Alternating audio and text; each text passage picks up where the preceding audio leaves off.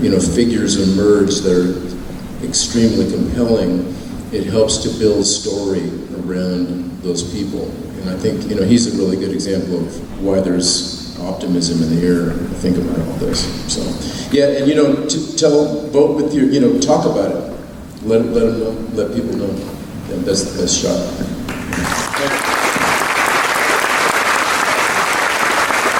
Welcome to vote on the amazing Luann Stevens. Thank you.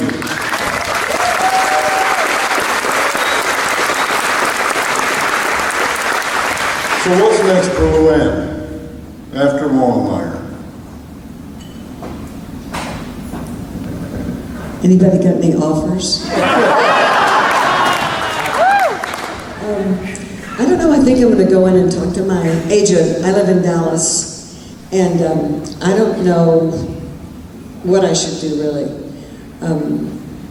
I got a text from the kid that played my grandson in another series who said that I needed to move to LA, but there's so many people like me in LA that are not working. Isn't it better for them to call you and say, where is that woman? You know that woman, where is she? Can we find her? So I don't know. There's nobody like her in LA, I just want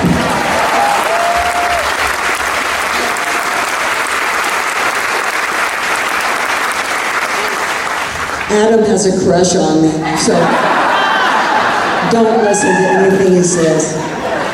But I want to tell you why I was late. Well, one thing was things were just running late, but I have selected and spent a lot of time on some outfits, and I'm going to wear every darn one of these outfits. I had to go in the restroom at the lunch place and change clothes, and here I am. Oh, also the alarm company called from home, and there may have been a break-in in our guest room, but oh, well, whatever. Bailey Chase. Uh-oh. Bailey Chase is here again. Thank you. Bailey, are you working in this industry, or are you going to be a full-time author? Are you going to challenge Craig? That's a good question. I actually thought you said, are you just going to be a full-time father? Because that's what I feel like I've been doing for the last year and a half, which has been awesome. Thank you. For those of you who don't know, I have mental twins, boy and girl, Maggie and Gage. Thank you. We also have Waverly, who was born during season 3 in Santa Fe, so she's a Longmire baby, and will always be a New Mexican, so thank you to Longmire for that. And so it's chaos, but it's also really beautiful, and what I tried to do with the new book, thank you, is connect the dots from my background as an athlete to an actor to being a dad now, and it's really the same thing, whatever you want to call it. I call it a human connection. But going back specifically to Longmire, which is why we're all here, and while I'm here years after being removed from the show, is just about, it's a special thing, and I've bounced around, I'm not going to name names, but I've bounced around some shows in the last couple of years that look great on paper, but they were nothing like Longmire, and they're gone. Longmire is still here. You've had 6 seasons, and it looks like you're going to have movies.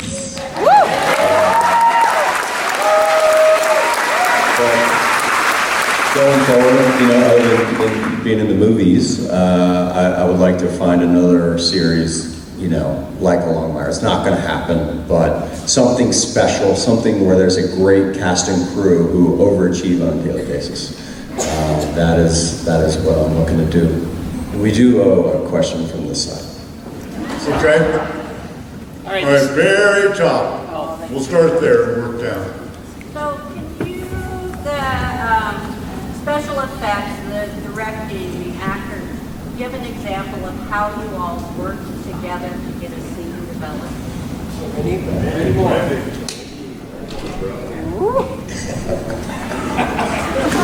At least he's staying out of my ear. If it was Terry, he'd have his finger in my ear right now.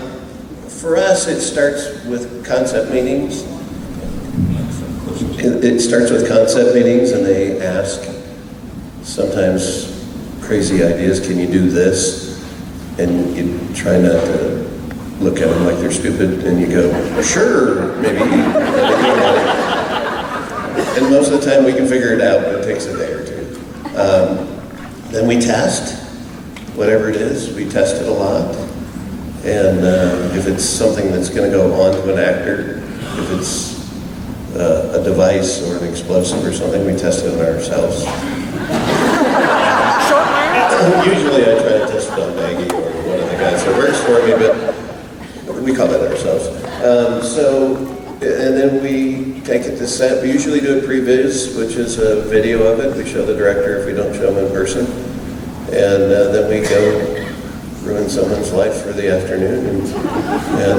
But I have not killed anyone here.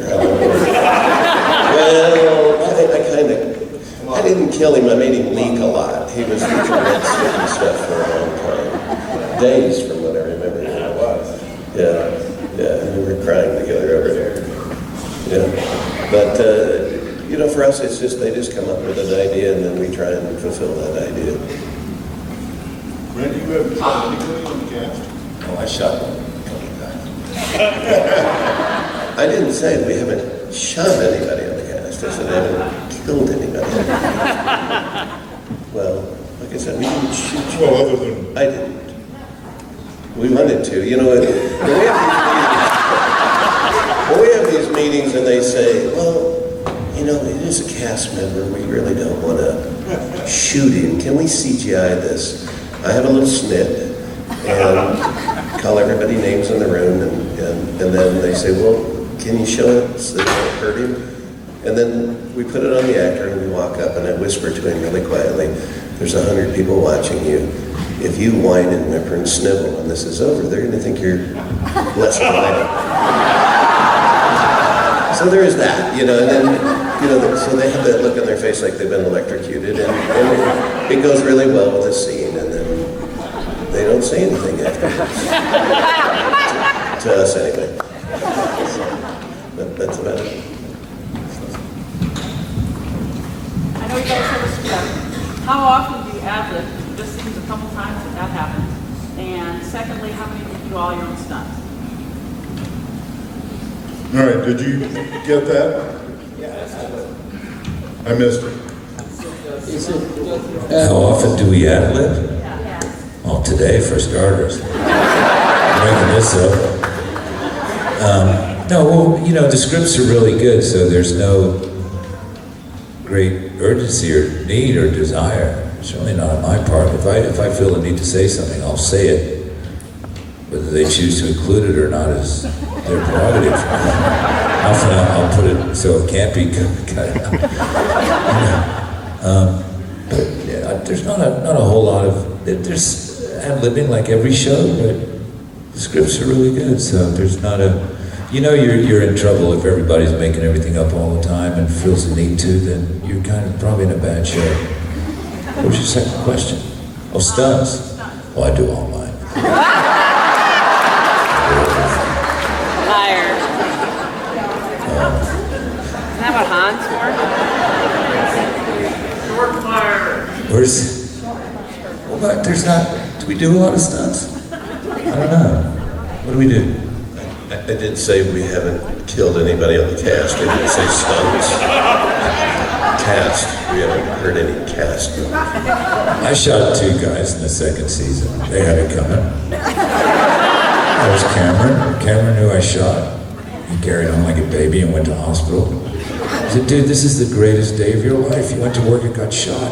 It's every boy's dream. What's wrong with you? And then Hank. I shot him. We didn't know till months later. Till the bullet, he was in Paris, and the bullet worked its way out of his sort of fragment. And plop. And these bouillabaisse. Boom. So we have a lot of fun. Randy used to work for the CIA. Am I allowed to say that? He was like a weapons guy. So Randy here is up for a good time. Let me tell you. I've experienced a few. Adam?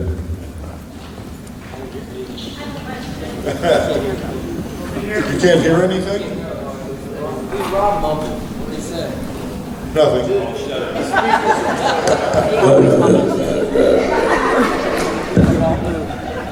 All right, let's go over to this side. Yeah, this gentleman right here with the orange shirt, the great mustache. Yeah. One of those you have to go to the Smithsonian Institute. You're going there long. There's 8 of them. In various states of repair. So this year I got 3. That's 8 winter jackets, like 5 or 6 grand. I did, you know, they had a brand new one. So we want you to have it. And I had it and I took it home and I'm looking at it. I said, I don't want a brand new one. That means nothing to me. 0. I took it back, swapped it for the nastiest, dirtiest. So I got, yeah, there's one in the, there's 2 or 3 in museums. I think in Cody there's one. Did we see one there, Adam? In Cody? Or is it just the guns? Badges? They got, you know, Warner Brothers wants to keep a couple. We'll see about that. We don't need them for the movies. They just buy new ones.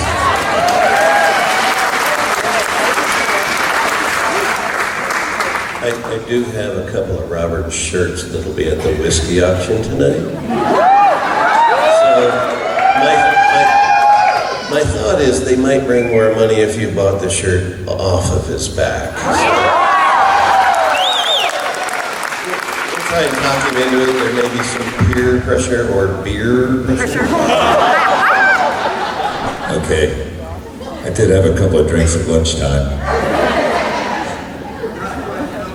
We need a couple more, Adam. What do you say?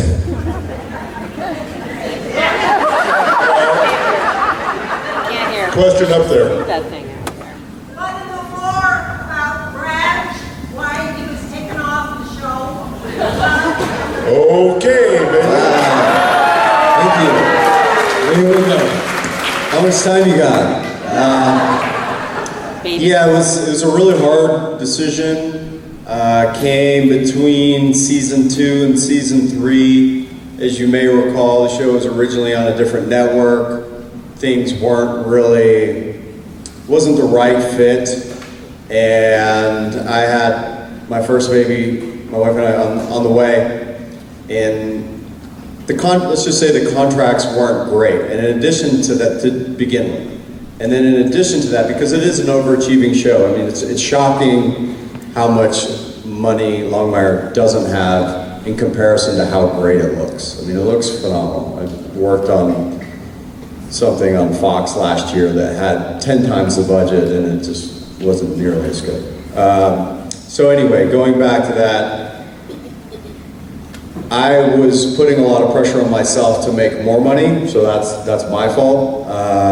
But then when we went from season 2 to season 3, that former network cut our order back from 13 to 10, and we were all forced to take a 30% pay cut. And given that my costs were growing, I was putting pressure on myself to make more money, not less, and I drew a line and said, you know, if that's the case, I can't afford to stay. I have a 1-bedroom condo, you know, the numbers don't work. And that's when we made the decision. What I didn't know is that I was then gonna have to stay silent for basically a year, because the show then got canceled by A&E, then it went to Netflix, but then the first episode doesn't air until the whole season is cut together. So it was about a year and a half from the time that we made the decision that I wasn't gonna come back to the time that I could actually tell somebody. And that's ultimately what happened. It wasn't because I wanted to leave the show or that I wasn't happy on the show. I was very happy on the show. And, you know, I regret not being part of it at the end, although it was the best decision at the time, and I did it at the time what I thought was best for my family.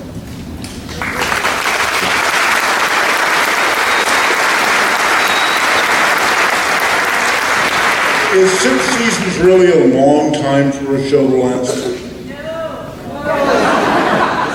Well, people don't think it's long enough. It's extremely rare. It's extremely Is rare. it? Yes. Why?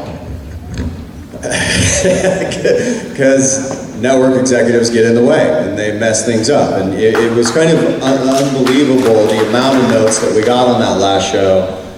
For anybody who watched it, Gerald McCraney wasn't originally part of that show. it was a great actress, but then once they got about 6 episodes in, they decided, oh, they're going to make this female character a male character, and let's shut down production for 3 weeks, and then the money's just flying out the window.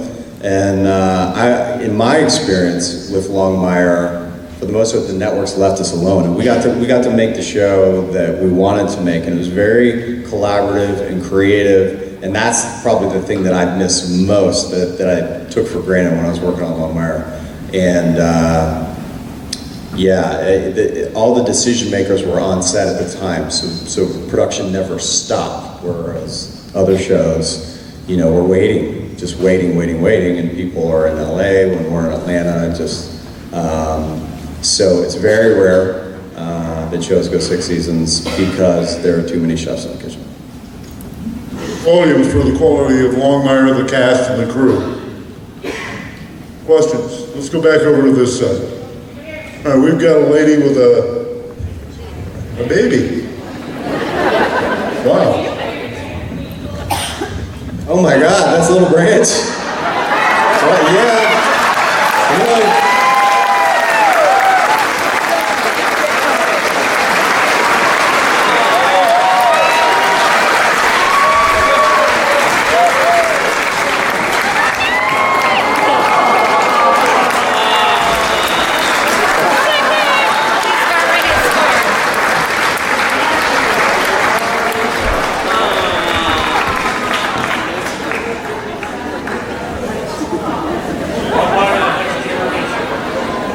You just need to 9 to get a baby named.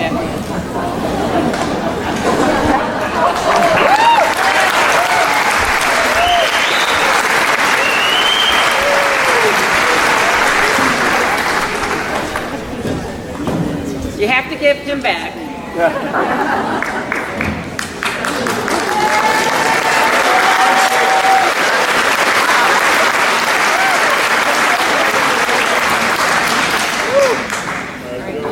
Over here with a blue shirt and his hand waving like a flag. A few weeks ago, there was a Facebook post. It appeared to be a senior shooting for season 6. Rob was dressed in a black suit, black tie, and white shirt, much like his character on Matrix. Did you tell us about that? Oh, yeah, that's right. Can't remember. Do you remember, Adam? Were you in that? Was it the one were we in a street? Yeah. Were there other people dressed in black and white? Well, we can't really tell you necessarily about that episode, but it's quite good. Episode? It's quite good. Peter Stormare is in it. Lady in pink. Okay, apricot. I didn't remember about the black suit. I just wanted to know if you remember when it took you 3 days to get to Longmire days here in Buffalo, and in the Denver airport you were really cranky about it, Rob? Were you there in Denver? Yeah, I was there, and I actually rode on the plane with you. Oh my goodness. I'm so sorry. I wasn't cranky to anybody, well, maybe someone on the phone.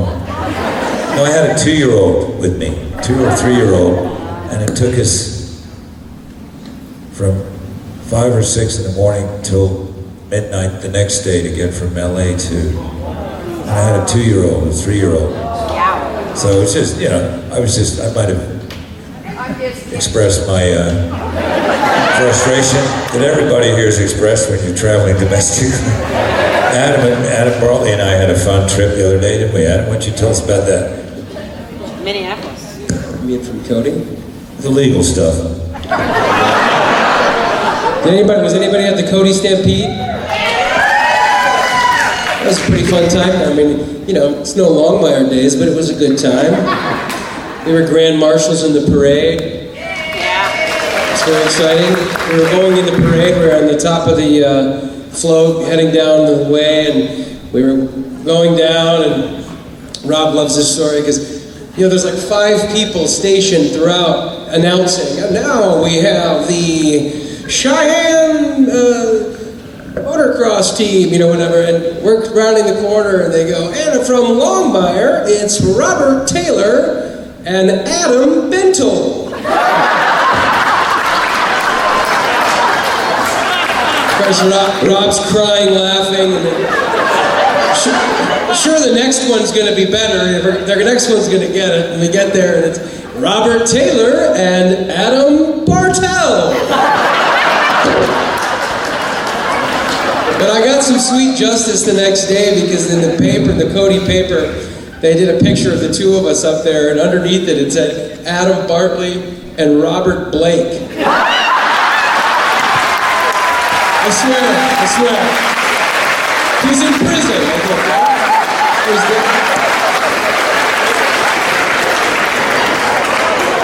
I just have to say quick to my entire family from Minnesota came out to Longmire Days, and they're standing up here to get a better view. They all came out. I just wanted to say thanks to them. None of us would have gotten anywhere in our lives without our family, and they mean so much to me, so glad they're here. The Bartels are all here.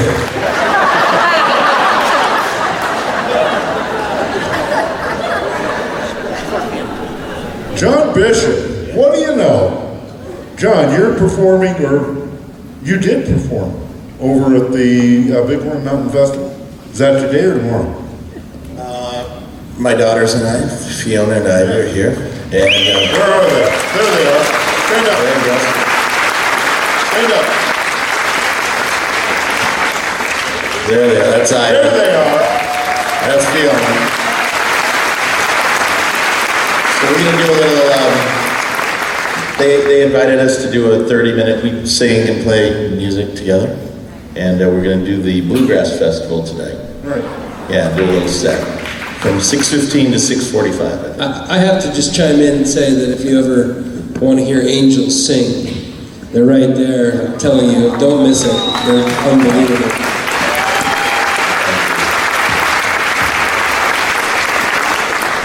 Yeah, we're so happy to be here and be a part of Longmire Days. It's just been great to be a part of Longmire. Yeah. And your role was not an every scene role. You were there as you were needed, sober or not, mostly not.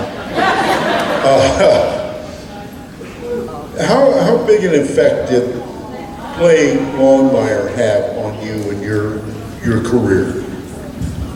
Well, when I came on to Longmire, I had auditioned originally for the part of Omar, and they kind of pinned me for that role. I thought I was going to play Omar in the beginning. And then, it was interesting. And Omar in the books is much different than the way Louis Hertham played it. He was so wonderful. And I miss Louis. I wish he was here, and I know he wanted me to say hello to everyone, so. But, they never officially told me I was Omar, but they made me feel that way for a few minutes. And then they gave me this part of Bob Barnes, which I think was supposed to be one episode, just a guest spot.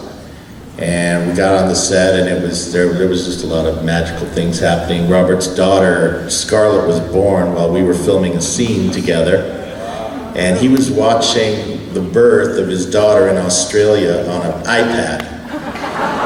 So every time we all cut in the scene, there's a scene where you may remember me in my underwear. Yeah. And then later we're drinking Rainier's out on the table. But during that scene where we're at the table, Scarlett was being born on the other side of the world in Australia. So every time they'd yell cut, they'd bring this iPad over, and Robert's in tears, and then they're like, okay, we got to shoot another scene. He's like, okay, hold on. And I was in tears, and we were all it was just unbelievable. And she was actually born while we were shooting that scene. So if nothing else happens. You've got that. Yeah. It's a pleasure. You hear me? Yeah. And I think we had a few beers that night too, if I recall. 1 or 8. 1 or 2. It's great to spend it with you. Yeah, that was great. So then, they invited me back, and I've been really happy every time. So it's been great.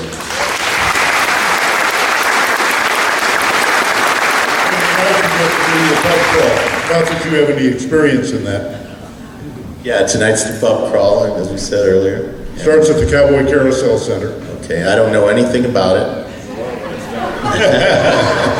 Don't worry, you won't have to remember a thing. Somebody else will. That's one thing about a small town. You may not know what you're doing, but everybody else does.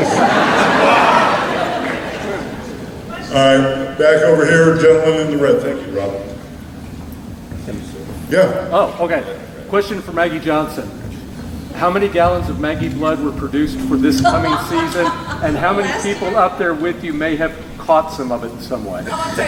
Coming season. In the coming season, how many gallons of Maggie blood did you have to produce, and who up at the table may have kind of caught some of it during the action? Let me start by just saying Maggie has a secret recipe for her movie blood that she won't tell anybody.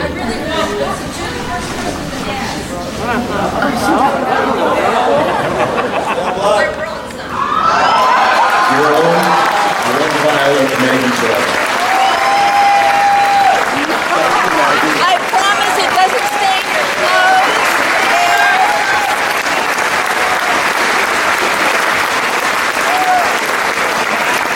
How many gallons did you make this year? Can I say? Nobody's I'll say, let me start with last year. Last year for season 5, at the end, I think I made 32 gallons. Wow. It was a lot. This year, maybe more, maybe it was close to 32 to 35. I kind of lost count. This year, 3. Oh. But how much did I carry over from last year? So, it's hard. I do want to say this. I don't really feel like I belong up here. I'm just kind of the support crew. But look at these lovely humans that I'm so blessed to work with. And it's been such a part of my life. I feel so blessed to know every single one of them and to be able to work with them and say, yep, I was on the Longmire project.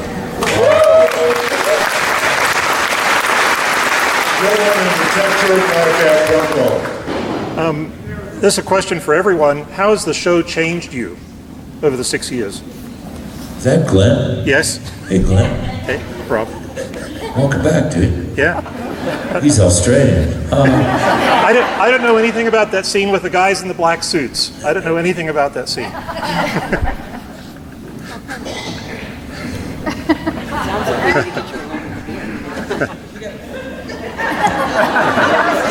Will you repeat the question? How has the show changed you?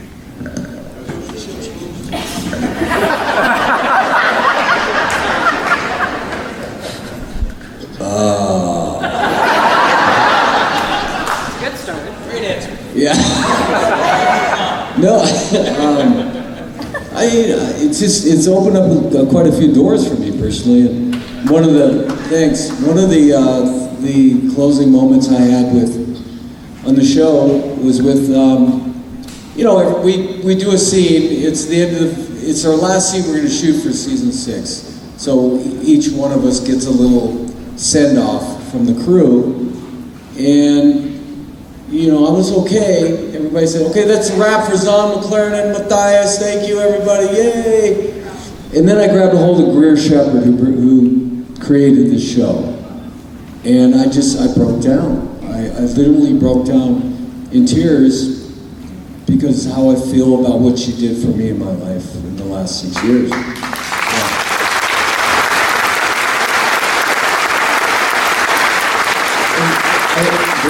Greer is actually here, and I hope you guys get to meet her tomorrow. Greer Shepard and Hunt Baldwin, and I think is John coming here? John's not here. And Hunt Baldwin will be here tomorrow. And there's actually some more of our crew. They're not here, are they? Lawrence is our prop master, Celeste, who works in props, and Dave, who's a prop master. They're going to be here as well, so I hope everybody gets